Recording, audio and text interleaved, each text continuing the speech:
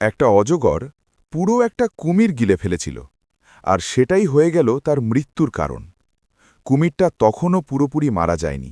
তার শক্ত শরীর অজগরের পেটকে ভেতর থেকে ফুলিয়ে দিতে লাগল। অজগর নড়তেও পারছিল না।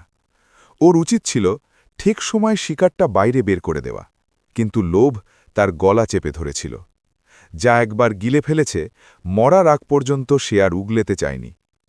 তীব্র রোদে তার পেটের ভেতরে কুমিরের শরীর পচতে শুরু করল, গ্যাস তৈরি হতে লাগল, আর হঠাৎ তার পেট বেলুনের মতো ফেটে গেল। দুটো লাশই পচতে লাগল। সাইকোলজিতে একে বলা হয় ইকারাস প্যারাডক্স। ৩,০০০ টাকার স্যালারিতে এলভি কেনার ইচ্ছা, বা কম স্কিল নিয়ে লাখ লাখ টাকা আয় করার তাড়াহুড়ো।